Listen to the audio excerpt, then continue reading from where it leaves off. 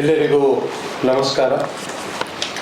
ವೇದಿಕೆ ಮೇಲೆ ಕುಳಿತಿರುವಂತಹ ಇವತ್ತಿನ ಈ ಅರ್ಥಪೂರ್ಣವಾದ ಒಂದು ಕಾರ್ಯಕ್ರಮದಲ್ಲಿ ಅಧ್ಯಕ್ಷತೆಯನ್ನು ವಹಿಸಿರುವಂತಹ ನಮ್ಮೆಲ್ಲರ ಹಿರಿಯರು ಆದಂತಹ ಅಧ್ಯಕ್ಷರು ಆದಂತಹ ವಿ ನಾಗರಾಜ್ ಅವರೇ, ಅತಿಥಿಗಳಾಗಿ ASIನ ಮುಖ್ಯಸ್ಥರು ಆಗಿರುವಂತಹ ಕೆ ಮುನಿರತ್ನಂ ರೆಡ್ಡಿರವರೇ, ರಾಜಾರಾಮ್ ರೆಡ್ಡಿರವರೇ ಹಾಗೂ ವೇದಿಕೆ ಮೇಲೆ ಉಪಸ್ಥಿರುವ ಗಣ್ಯರೇ, ಬಂದಿರತಕ್ಕಂಥ ಎಲ್ಲ ನನ್ನ ಆತ್ಮೀಯ ಅಕ್ಕ ತಂಗಿಯರೇ ಮತ್ತು ಅಣ್ಣ ತಂಗಿಯರೇ, ನನಗೆ ನಾಗರಾಜ್ ಸಾಹೇಬರು ಫೋನ್ ಮಾಡಿ ಕಳೆದ ವಾರ ಈ ಕಾರ್ಯಕ್ರಮಕ್ಕೆ ಬರಬೇಕು ಅಂತ ಹೇಳಿದಾಗ ಬಹಳ ಸಂತೋಷ ಆಯಿತು. ಯಾಕೆ ಅಂತ ಹೇಳಿದ್ರೆ ಮಿಥಿಕ್ ಸೊಸೈಟಿ 1909ರಲ್ಲಿ ಸ್ಥಾಪನೆ ಆಗಿರುವಂಥದ್ದು. ಇವತ್ತು ಈ ಪುರಾತನದ ವಿಷಯಗಳು ನಮ್ಮ ಯುವ ಪೀಳಿಗೆಗೆ ತಿಳಿಸುವಲ್ಲಿ ಬಹಳ ಒಂದು ಮುಖ್ಯ ಒಂದು ವಾಹಿನಿಯಲ್ಲಿದೆ ಅಂತ ಹೇಳಿದ್ರೆ ತಪ್ಪಾಗಲಾರದು. ನಾನು ಮಾತಾಡ್ತಾ ಇದ್ದಾಗ ವೇದಿಕೆಯಲ್ಲಿ ಕೂಡ ಹೇಳ್ತಿದ್ದೆ, ನಮ್ಮ ವೀಣಾಗ ನಾವೆಲ್ಲ ಸ್ಕೂಲಲ್ಲಿದ್ದಾಗ ನಮಗೆ ಕದಂಬರ ಬಗ್ಗೆ ಎಲ್ಲ ಭಾಳ ಕಡಿಮೆ ಹೇಳಿದ್ರು. ನಮಗೆ ಹೇಳಿಕೊಡ್ತಿದ್ದು ನಾನು ಅಂದರೆ 45 ವರ್ಷ 50 ವರ್ಷಗಳ ಹಿಂದೆ ಎಲ್ಲ ಮೊಘಲರ ಬಗ್ಗೆ, ಬ್ರಿಟಿಷರ ಬಗ್ಗೆ, ಅವರು ಈ ದೇಶವನ್ನು ಹಾಳು ಮಾಡಿ ಲೂಟಿ ಮಾಡಿದವ್ರ ಬಗ್ಗೆ ನಮಗೆ ಚರಿತ್ರೆಯಲ್ಲಿ ಎಲ್ಲವನ್ನು ಹೇಳ್ಕೊಡ್ತಾ ಬಂದಿದ್ರು. ಆದರೆ ಇವತ್ತು ನಮ್ಮ ಈ ಒಂದು ಮಿಥಿಕ್ ಸೊಸೈಟಿಯಿಂದ ಈ ತರಹದ ಕಾರ್ಯಕ್ರಮಗಳು, ಅದರಲ್ಲೂ ಕೂಡ ನಮ್ಮ ದೇಶಕ್ಕೆ ನಮ್ಮ ರಾಜ್ಯಕ್ಕೆ ಕೊಡುಗೆ ಕೊಟ್ಟಂತಹ ರಾಜ ಮಹಾರಾಜರು ಯಾರಿದ್ದಾರೋ ಇವರ ಬಗ್ಗೆ ಇವತ್ತು ಈ ಥರ ಸೆಮಿನಾರ್ ನಡೀತಾ ಇರೋದು ನಿಜವಾಗ್ಲೂ ಕೂಡ ಬಹಳ ಸಂತೋಷ ಅಂತ ನಾನು ಹೇಳಲಿಕ್ಕೆ ಇಚ್ಛೆ ಪಡ್ತೀನಿ. ಏಕೆ ಅಂತ ಹೇಳಿದ್ರೆ ನಮ್ಮ ಯುವ ಪೀಳಿಗೆಗೆ ಗೊತ್ತಾಗಬೇಕು. ಇವತ್ತು ಕದಂಬರು 4ನೇ ಶತಮಾನದಿಂದ 6ನೇ ಶತಮಾನದವರೆಗೂ ಕೂಡ ನಮ್ಮ ರಾಜ್ಯವನ್ನು ಕರ್ನಾಟಕದಲ್ಲಿ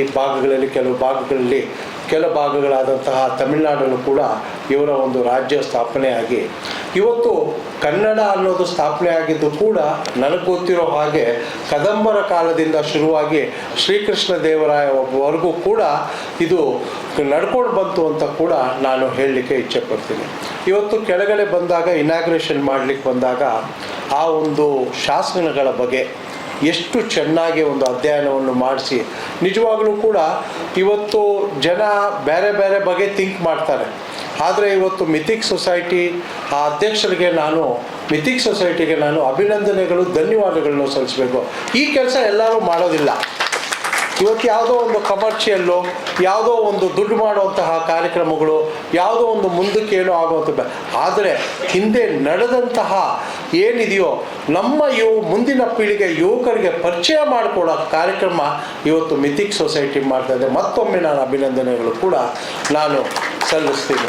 ಇವತ್ತು ತಮಗೆಲ್ಲ ಗೊತ್ತಿರೋ ಹಾಗೆ ಕದಂಬರು ಇವತ್ತು ಅವರು ಮಾಡಿದಂತಹ ಒಂದು ಶಾಸನಗಳು, ಅವ್ರು ಬರೆದಂತಹ ಶಾಸನಗಳು, ಇವರು ಅಪ್ಟು ಎಲ್ಲ ನಾಣ್ಯಗಳು, ಇವೆಲ್ಲವನ್ನು ಕೂಡ ನೋಡ್ತಾ ಇದ್ರೆ ನಿಜವಾಗ್ಲೂ ಕೂಡ ನಾನು ಅವ್ರು ಎಕ್ಸ್ಪ್ಲೈನ್ ಮಾಡಿದವರು ನನ್ನ ಮುಂದೆ ಕೂತಿದ್ದಾರೆ. ಚೆಕ್ ಶರ್ಟ್ ಅವ್ರ ಹೆಸರು ಗೊತ್ತಾಗಿಲ್ಲ.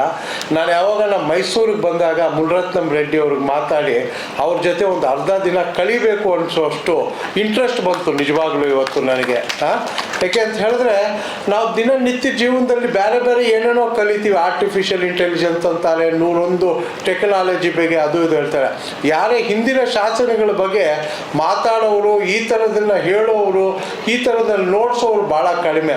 ಅದಕ್ಕೆ ನಾನು ಮೈಸೂರಿಗೆ ಹೋದಾಗ ಮುನಿರತ್ನಂ ಅವರ ಸಹಾಯ ತೊಗೊಂಡು ಅವ್ರ ಆಫೀಸಲ್ಲಿ ಒಂದು ಅರ್ಧ ದಿವಸ ನಾನು ಕೂತ್ಕೊಳ್ಬೇಕು ಅಂತ ಕೂಡ ನಾನು ಹೇಳ್ತೀನಿ. ಇವತ್ತು ASIಯಲ್ಲಿ ಬಹಳ ಒಳ್ಳೆಯ ಕಾರ್ಯಕ್ರಮಗಳು ನಡೀತಾ ಇದೆ. ಅದರಲ್ಲೂ ಕಳೆದ 10 ವರ್ಷಗಳಿಂದ ನರೇಂದ್ರ ಮೋದಿ ಅವರ ಸರ್ಕಾರ ಬಂದ ಮೇಲೆ ನಿಜವಾಗ್ಲೂ ಕೂಡ ನಮ್ಮ ದೇಶಕ್ಕೆ ಕೊಡುಗೆ ಕೊಟ್ಟಂಥವರು, ನಮ್ಮ ಒಂದು ಇತಿಹಾಸದಲ್ಲಿ ಯಾರ್ಯಾರು ಒಳ್ಳೆಯವರು ಯುಗ ಪುರುಷರಿದ್ರು ಅವರೆಲ್ಲರದ್ದು ಕೂಡ ಇವತ್ತು ಜಯಂತಿಗಳು ಮಾಡುವಂಥದ್ದು, ಅವರ ಬಗ್ಗೆ ನಾವು ನೆನೆಸ್ಕೊಳ್ಳುವಂತಹ ಕಾರ್ಯಕ್ರಮಗಳನ್ನು ಮಾತಾಡ್ತಾ. ಇವಾಗ ಮುನಿರತ್ನಂ ಅವ್ರ ಹತ್ರ ಮಾತಾಡ್ತಿದ್ದಾಗ ಹೇಳಿದ್ರು, ಸರ್ ನಾವು ಇಲ್ಲೇ ಅಲ್ಲ ಸರ್, ನಮ್ಮ ದೇಶದಲ್ಲಿ ನಾವು ಹೊರ ದೇಶಗಳಲ್ಲೂ ಕೂಡ ಕಂಬೋಡಿಯಾದಲ್ಲಿ, ಇಂಡೋನೇಷ್ಯಾದಲ್ಲಿ, ವಿಯೆಟ್ನಾಮಲ್ಲಿ ಇಲ್ಲಿಗೂ ಕೂಡ ನಮ್ಮ ತಂಡಗಳನ್ನು ಕಳಿಸಿ ಅಲ್ಲಿ ನಮ್ಮ ಇರುವಂತಹ ಶಾಸಕರು, ಅಲ್ಲಿರುವಂತಹ ನಮ್ಮ ರಾಜ ಮಹಾರಾಜರದ್ದು ಎಲ್ಲದೂ ಕೂಡ ನಾವು ತರಿಸ್ತಾ ಇದ್ದೀವಿ ಅಂದರೆ ನಿಜವಾಗ್ಲೂ ಕೂಡ ASIಗೆ ನಾವು ನಿಜವಾಗ್ಲೂ ಕೂಡ ಅಭಿನಂದನೆಗಳನ್ನು ಸಲ್ಲಿಸಬೇಕಾಗುತ್ತೆ.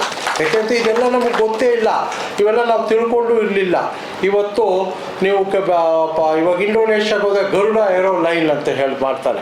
ಯಾಕೆ ಅಂತ ಹೇಳಿದ್ರೆ ಅಲ್ಲಿ ಕೂಡ ನಮ್ಮ ಒಂದು ವಿಸ್ತರಣೆ ಇತ್ತು ಅನ್ನೋದಕ್ಕೆ ಒಂದು ಕಾರಣ ಅಂತ ಕೂಡ ನಾನು ಹೇಳಲಿಕ್ಕೆ ಇಚ್ಛೆಪಡ್ತೀನಿ. ಇವತ್ತು ನಿಜವಾಗ್ಲೂ ಕೂಡ ನಾಗರಾಜ್ ಅವರಿಗೆ ನಾನು ಬಹಳ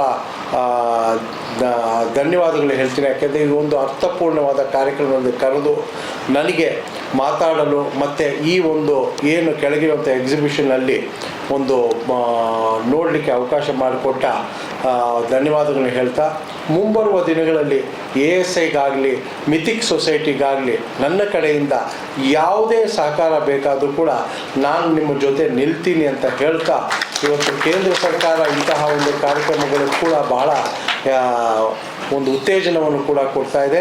ತಮಗೇನ ಕೆಲಸ ಇದ್ದರೆ ASI ಅವರು ಕೂಡ ಕೇಂದ್ರ ಸರ್ಕಾರದಲ್ಲಿ ಕೋಆರ್ಡಿನೇಟ್ ಮಾಡೋದ್ರಲ್ಲಿ ತಮಗೇನ ತೊಂದರೆ ಇದ್ದರೆ ನನ್ನ ಗಮನಕ್ಕೆ ತನ್ನಿ, ಅದನ್ನು ಕೂಡ ನಾನು ನಿಮ್ಮ ಜೊತೆ ಸ್ಪಂದಿಸಿ ಆ ಕೆಲಸವನ್ನು ಮಾಡಿಕೊಡ್ತೀನಿ ಅಂತ ಹೇಳ್ತಾ, ಇವತ್ತಿನ ಕಾರ್ಯಕ್ರಮ ಭಾಳ ಅತ್ಯಂತ ಸಂತೋಷದಿಂದ ನಿಮ್ಮ ಜೊತೆ ಭಾಗವಹಿಸಿ ಅಂತ ಹೇಳಿ ನನ್ನ ಮಾತನ್ನು ಮುಗಿಸ್ತೀನಿ. ನಮಸ್ಕಾರ. ಜೈ ಹಿಂದ್, ಜೈ ಕರ್ನಾಟಕ.